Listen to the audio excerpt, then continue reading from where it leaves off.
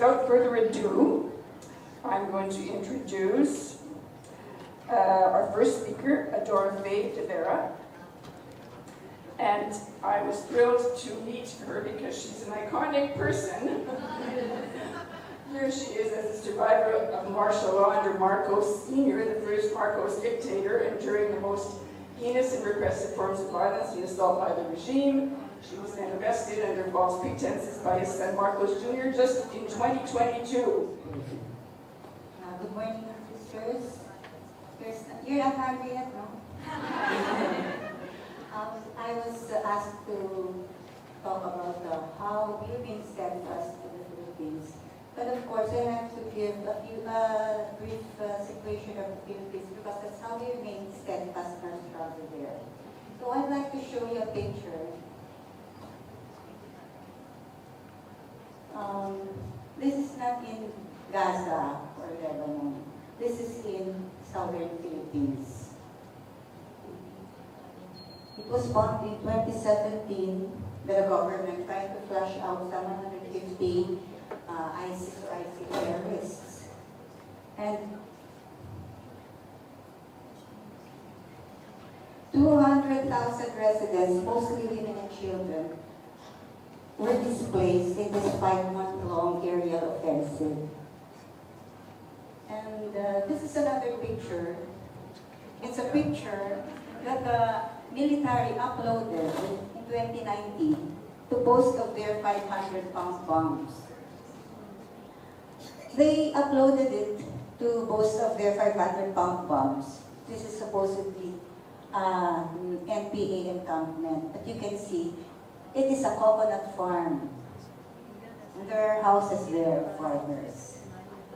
When there were very many negative comments, they stopped posting their pictures. For several years up to the present, the government has been raining US-made bombs from South Korean-made jet fighters, supported by Israeli-made drones all over the Philippines, destroying villages, displacing the hopes and livelihoods of peasant families, all in the name of supposedly national security, but in reality, all for the protection and subservience to US imperialism. This, amid the grinding poverty caused by imperialist globalization, the natural calamities and extreme government neglect faced by the people. So needless to say, women, being the vulnerable center of society, are the most affected by this. So unsurprisingly, women are among the most active people in the struggle, continuing to work together and organize as we've always done.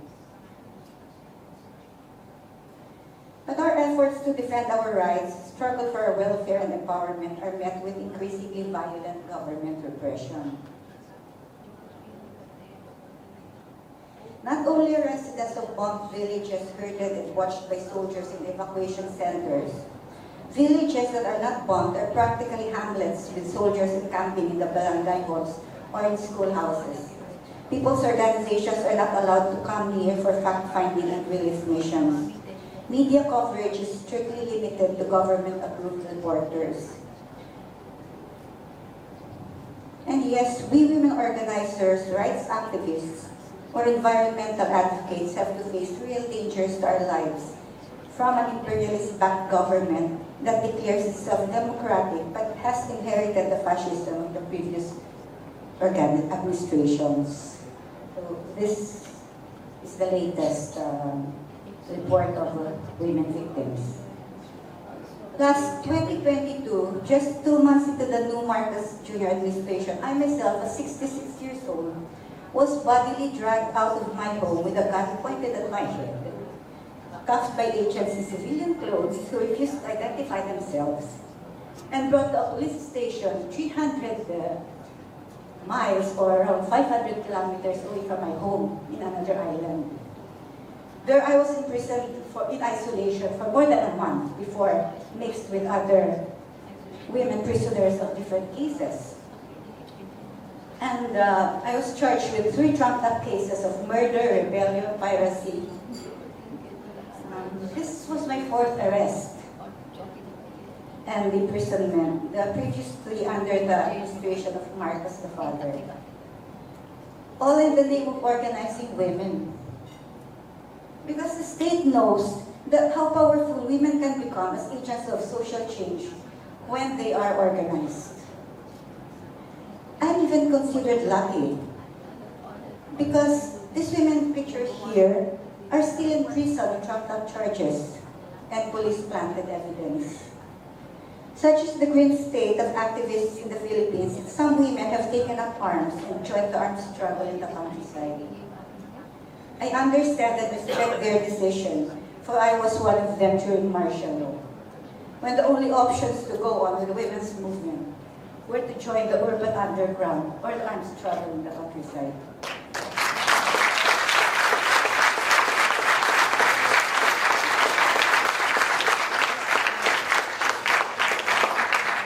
I learned so much about real grassroots organizing in my years of experience there that continue to help me in my work at present. In this organization, this is one organization and struggle where women have gained and experienced empowerment that only a people's revolution can provide. The armed revolution in the Philippines is now in its 55th year, and it hasn't failed to attract women who want to defend themselves and their families.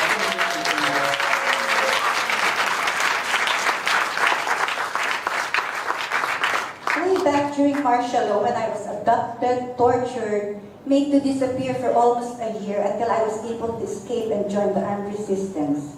And then again, when I was shut down in an armed encounter several years later and imprisoned for 2 years in a secret special hospital facility for prisoners.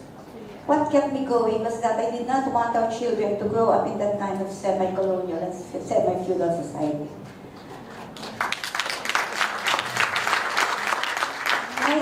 I did not despair because I knew that outside prison there was a whole community of people working together to change the world.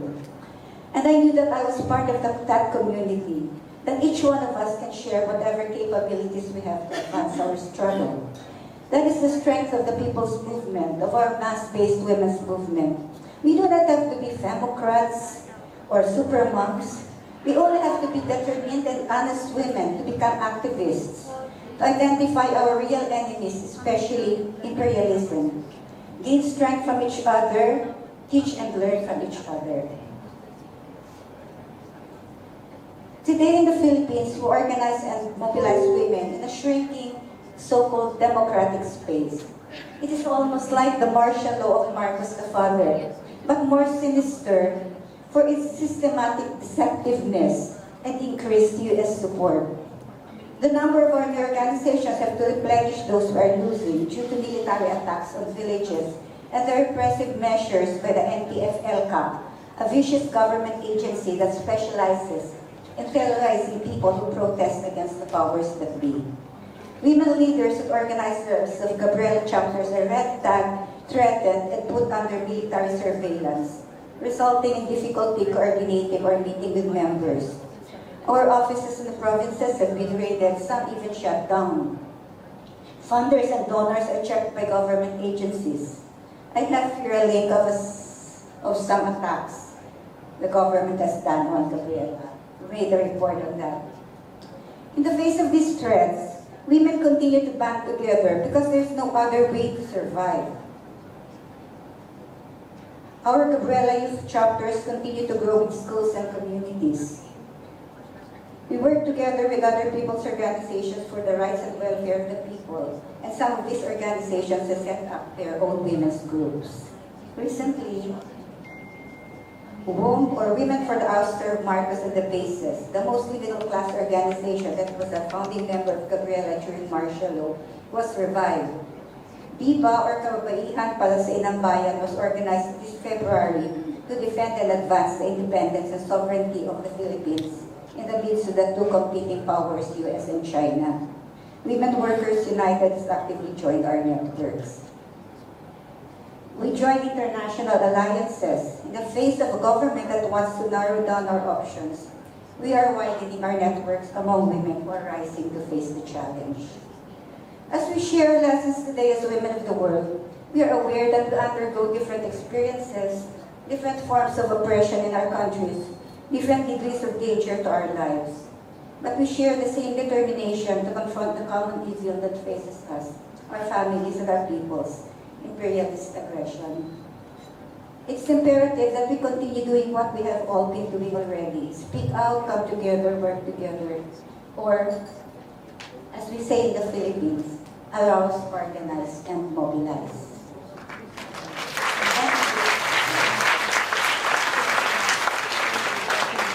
And again, seeing so many of us here rising to face the challenges, giving me greater strength to continue the fight. And for that, I thank you.